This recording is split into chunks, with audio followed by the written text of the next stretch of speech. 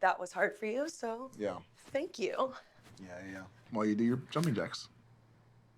You can hear it? Raven, you cannot be serious. I hope to God that there was some explanation that you can give to why you're working out while this man is being vulnerable with you. And it wasn't even the only time. She did it twice to 2 different men.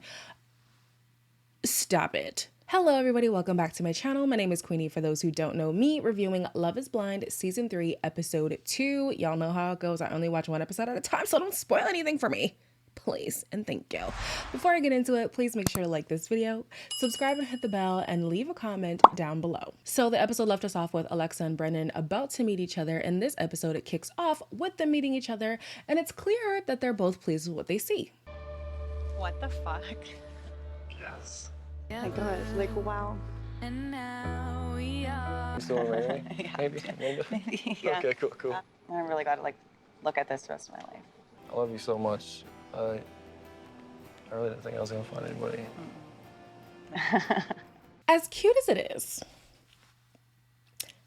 something is kind of off if you ask me. I don't know. I can't put my finger on it. And maybe it's the nerves, you know, it's the first time you're meeting this person that you love, apparently.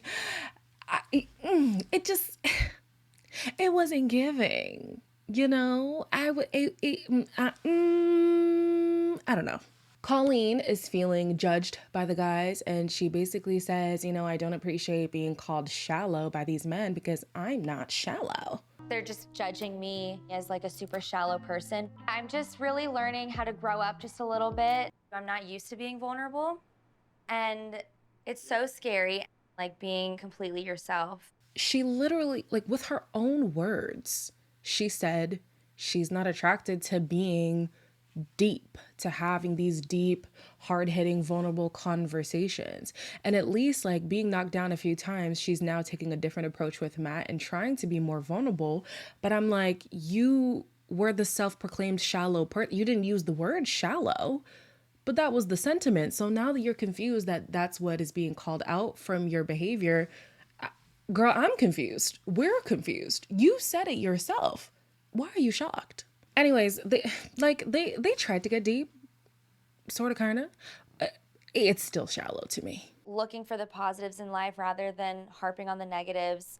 Like that's just always been who I am. Kind of hearing your voice, your Matthew McConaughey voice over there. Yeah, Colleen's voice it's a cute little voice. I feel like their takeaway was that they love each other's voice and that they're both positive people. Great foundation for a relationship. Awesome. Nancy's having concerns that Andrew's life is not at a place where he'd be ready to settle down and start a family. Does it worry you, or do you fear that that's going to get boring for you? 3 months in Bali, a month in Singapore. I was looking for an avenue of growth. The person you marry, the person you love, should be the one that you can negotiate these differences and incompatibilities with grace and kindness. I thought it was beautiful, and it's also It's beautiful now. I'm sitting here like... Not her being swept up in the charade, honey. Focus. No, okay? I don't know what kind of textbook this man has studied, but it's the absolute perfect answers. It's the I live this pristine, put together life. Not buying it. Absolutely not. She does pick up that he is aloof, basically, and she has her eyes set on Bartise as well. Only thing with Bartise, he's torn between her, and he's torn between Raven, though. Let's just get into Raven. Raven is so unserious. She might be more unserious than Colleen, because why are these men opening up some deep things about their life, and she wants to start a workout? I've never talked about any of this stuff with like anyone, and that's probably my problem. Essentially, the whole group of us has put it together that this is the man that my mom was engaged to. I come from a very large family. He's 17 kids total. Okay. My dad has more than one wife. Just like living through that experience and seeing like, you know, the complexities that come with it. I found it absolutely hilarious that She only stopped to pay attention to SK when he was talking about coming from a polygamous family, basically insinuating that, hey, if I was to subscribe to that thing, you wouldn't necessarily be number one. You'd be one of however many, right? And so like you can see her like pause and then she starts to listen. And I'm just like, this girl is so damn fake. Then you have SK with his foolish ass self talking about, oh, I could tell that she's so patient and non-judgmental. There's nothing to judge if she's not paying attention. She was not paying attention. How can you judge when you don't know what's going on? So she also had her eyes on Bartise, right? But Bartise was feeling like, okay, she's not really fitting in with what I'm looking for in a spouse. So he's like, yeah, I'm falling for somebody else. I just wanted to let you know.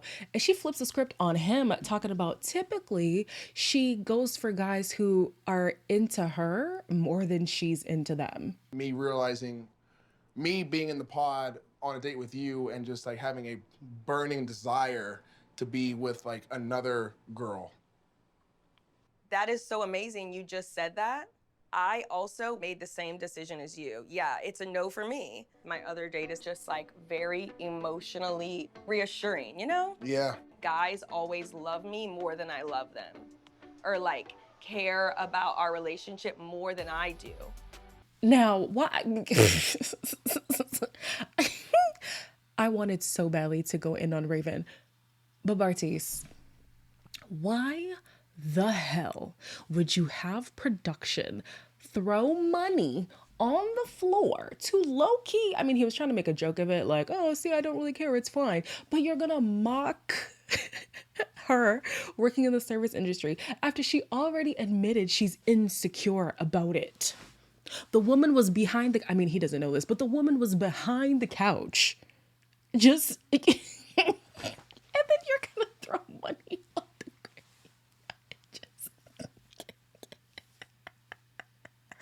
Bartise, you really are 25. Cole tells Zainab, guys, I'm just gonna call her Zainab, okay? I'm so sorry.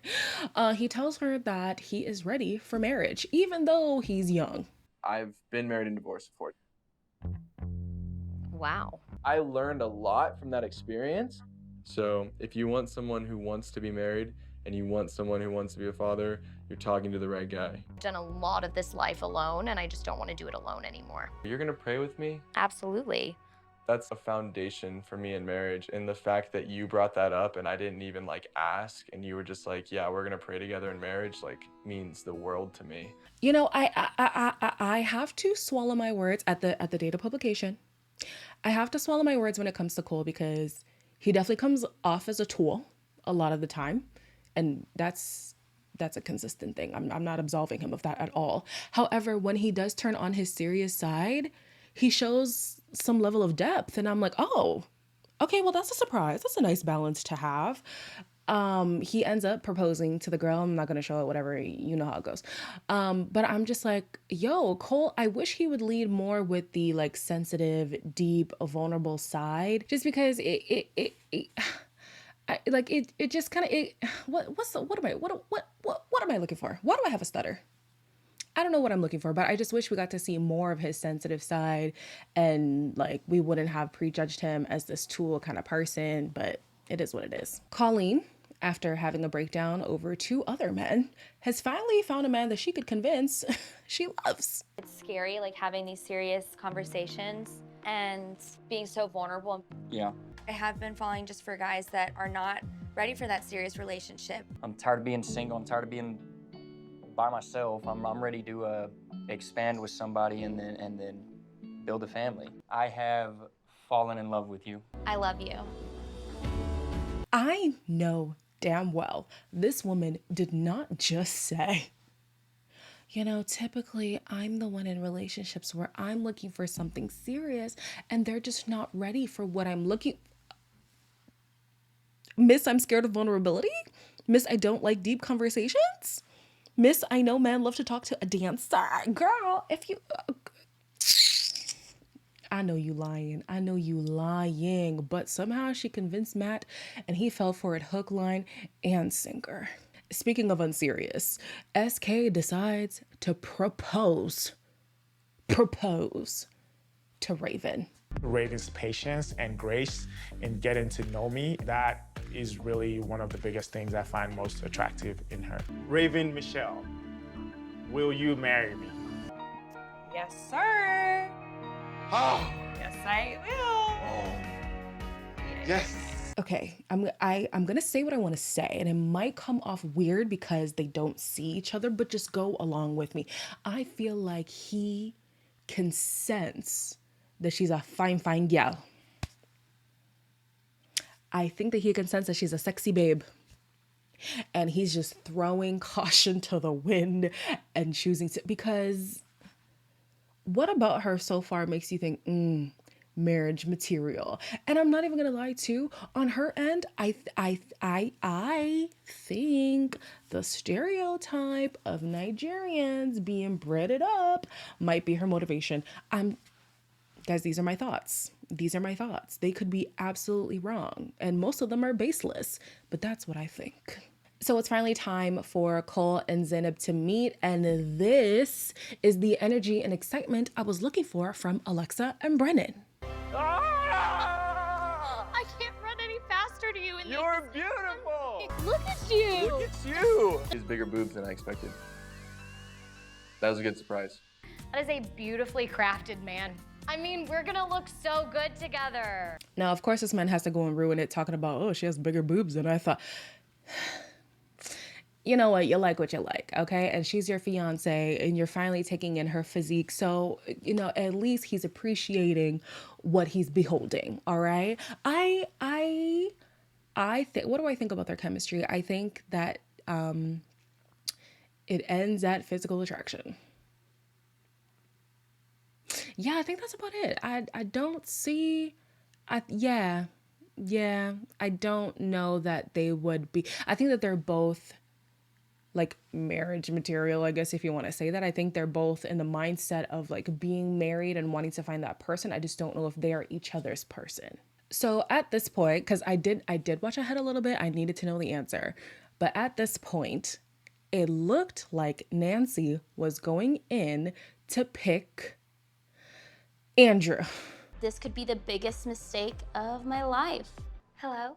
Meow. We build a family, build an empire, and explore the world. That future makes me smile. Would you make me the happiest man in the world? And would you marry me?